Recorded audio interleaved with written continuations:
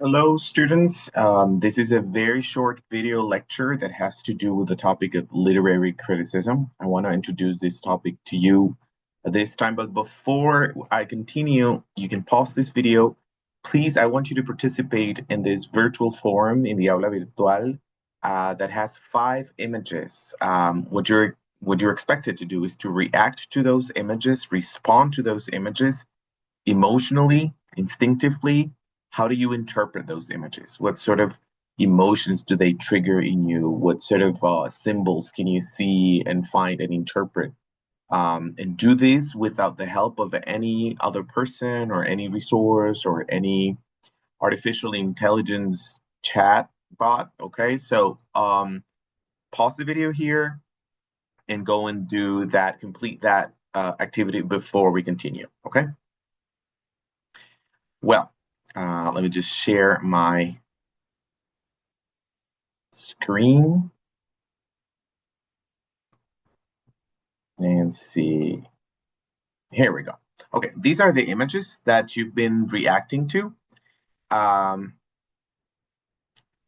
and all of them are intended to elicit from you some sort of emotional reaction, or maybe you analyze some symbols or some interpretations, some meaning or meanings that you can give to some of those images. And they were just sort of a warm up for us to get started and get in a mood to understand what I'm about to explain to you, which is literary criticism. Actually, usually when we hear the word criticism, we think of just criticizing somebody because of something wrong that they did or some mistakes that they made. Well, in this context, the word criticism doesn't mean critiquing, which is a different attitude altogether. When we talk about literary criticism, we're simply talking about analyzing literature and trying to extract meaning or meanings from the different literary texts that we read. Actually, we've been trying to do precisely that in our course. Today, what I want to do is to introduce the theory behind the practice that we've started to um to deal with or to dive in since the beginning of the semester. So first, what is literary criticism? It is the act of studying, analyzing, interpreting, evaluating, and enjoying a work of art. This is important because what we do with literature is intended to be enjoyed first and foremost. But the more we know about it, or the closer we get to interpretations, the closer we get to the text, the deeper we dive into it, the better we can enjoy it.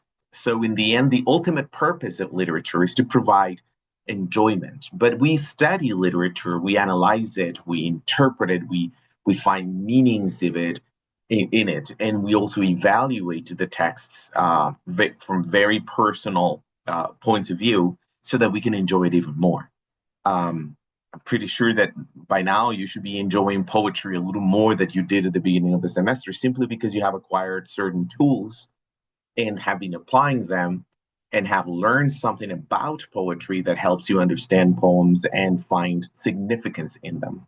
And that is literary criticism. That is what you and I have been doing since the beginning of the semester, is applying literary criticism, practicing literary criticism on those texts.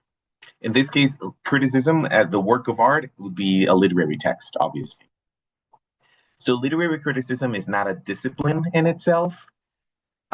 It's more like a set of different sets of tools that we can apply to in order to understand literature and enjoy it better. There's theoretical and there's applied or practical criticism. A theoretical criticism, it's more philosophical and intends to try and find meanings to philosophical questions about literature, the meaning of literature, and how literature works at a very deep level. Whereas practical or applied criticism refers to using some of those tools, some of those theoretical tools, to actually understand the literary text or interpret it in a deeper sense, right? More practically. So, what we do in this course and in all the other literature courses that you'll be taking as part of your program is practical or applied criticism.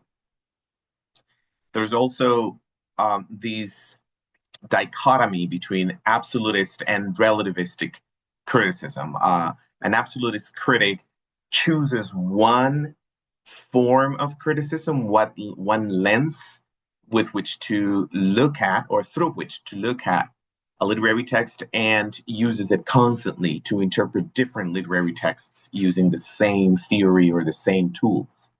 Whereas a relativistic critic um, uses the tools that he or she needs according to what he or she wants to accomplish, or what he or she wants to get out of a literary text in the process of interpretation. And we're not gonna be about absolutes. We're gonna be trying different critical literary tools as we go on and as we go through the different courses in your program. Another important concept that you need to keep in mind is response. The reason why I asked you to respond to these images was for you to kind of explore this concept pretty much. Responding may be something that is very spontaneous, or maybe something that is informed by whatever previous knowledge you might have, or how in whatever sector of society you've been born into or you've been raised in, whatever contextual aspects influence you to interpret one image in one way or another. And it's the same thing with literature. So our responses to art and to literature are largely conditioned by who we are, where we were born, how we were raised, the things that we've learned, the things that we liked, our interests, our gender, our age. And they are socially constructed because we are predisposed to respond to art and to literature in ways that are similar to the ways in which the people around us respond to them, right? So always our response and our criticism of art and literature is largely conditioned by our context, by our setting, if you wish, and socially constructed. So to all this, what is literature then? There are many ways of defining literature. One very broad way of defining it is literature is anything that is written, because even the word literature comes from litera, which means letter, right? So whatever is written is literature. But then we face the question of what about oral traditions? Today we read entire books that originally were not written. They were not written books, but simply there were oral traditions, and there were myths or stories or folklore that was transmitted orally from generation to generation. And today we consider it literature. So this definition doesn't work very well. Another one considers literature to be artistic, imaginative writing. Still, it sticks to the idea of writing. But here we ask ourselves, so what about songs? They are not written, well, they're written, but they're not intended to be read. They're intended to be heard, and they are intended to be sung. So are these literature or not? Well, so what literary critics have come up with, it's a set of characteristics, of general characteristics that define what literature is or is not. And many of them have come to the conclusion that it is a matter of time. Whatever history tells you is literature, then that's literature. And the test of time criterion is based on this idea that if it serves a function, a purpose in culture, then it should be considered literary. Okay. It is a very limiting view of what literature is, but it's been going around for centuries and it's widely accepted that time has a role to play at any rate in defining what literature is and what is not. Also, there's this idea that it has to have certain aesthetic quality, meaning aesthetic, meaning beauty. So literature must be beautiful. But then again, what is beautiful? What may be beautiful to you is not beautiful to me necessarily. So it is also a very subjective way of approaching literature only considering if we only consider the aesthetic value that a literary text might have.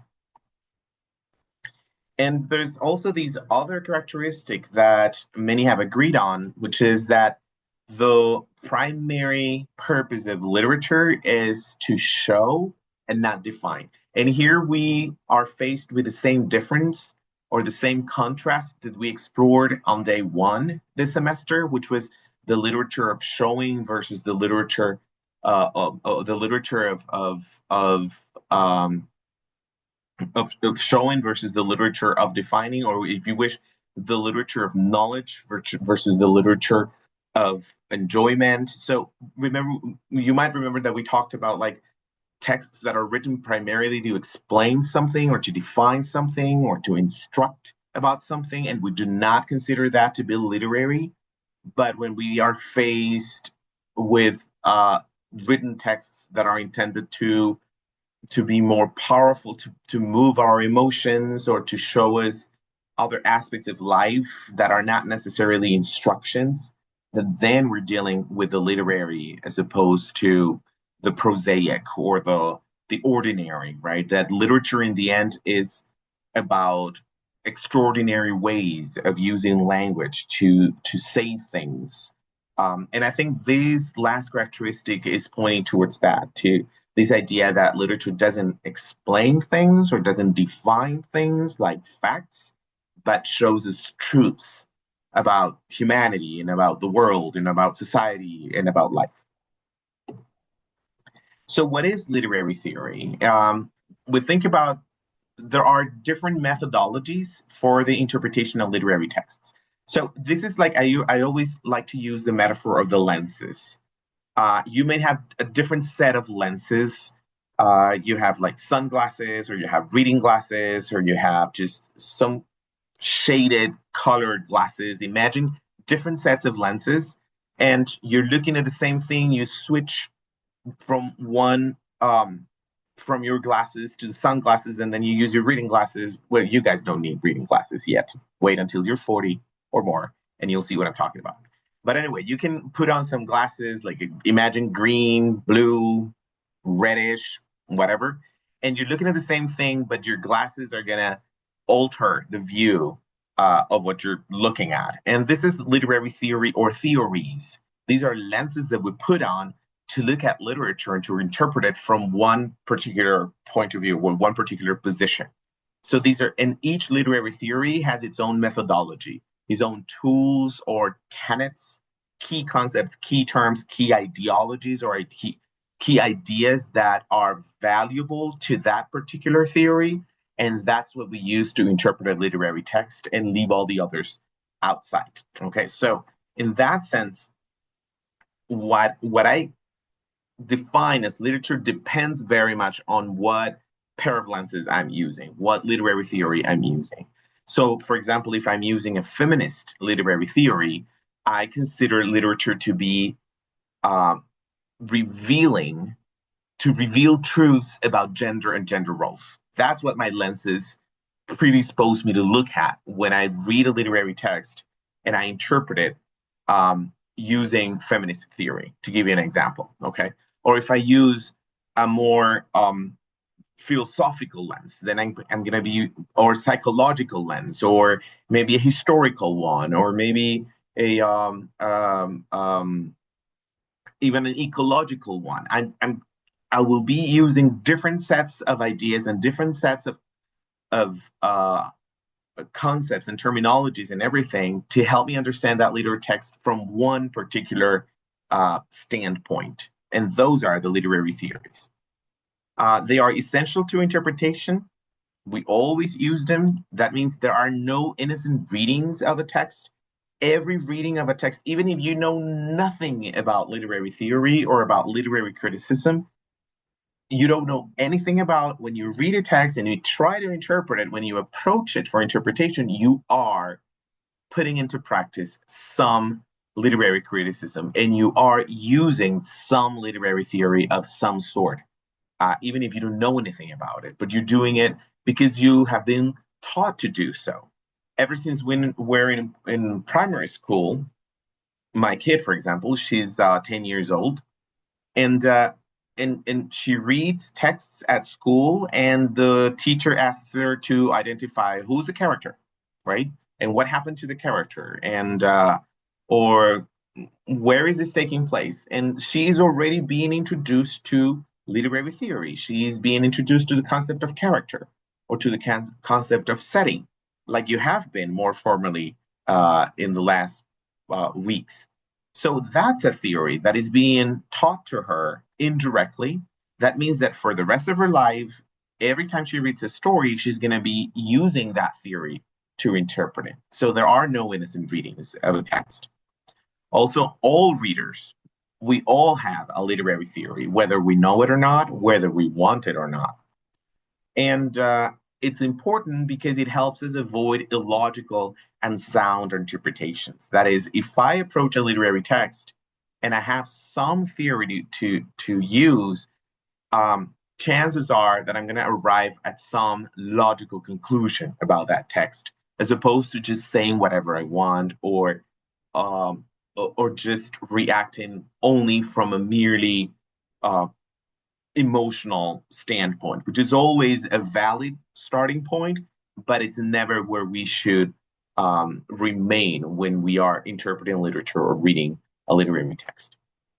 So there are some approaches to literature, and what I want you to do now, if you go to the protocol for this virtual class today, it's in the general tab in the Aula Virtual.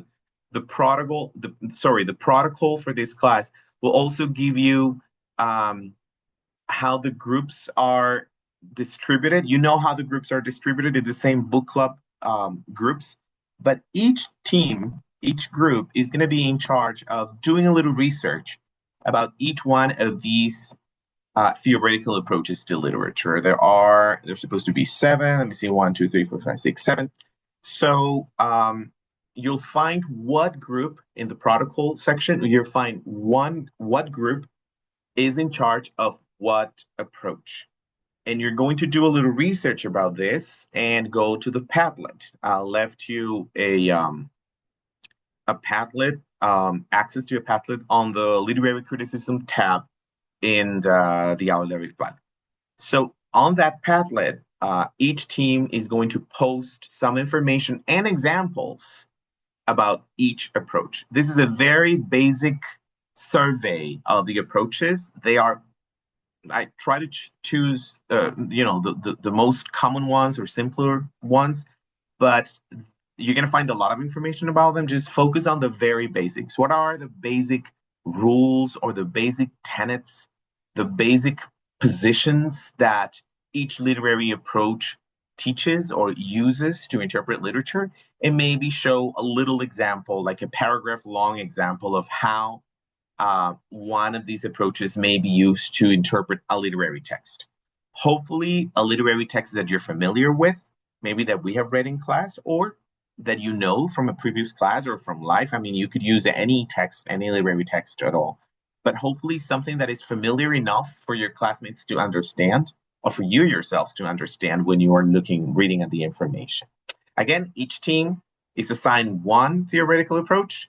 They do a little research about what it means and what its basic um, rules are or tools are, and how it is used to understand one literary text in a very simple explanation or example. You may add illustrations if you want on the Padlet. That always makes Padlets more interesting to read, but that's completely up to you. Okay, so that's it for now, and good luck. I'll see you next week. Okay.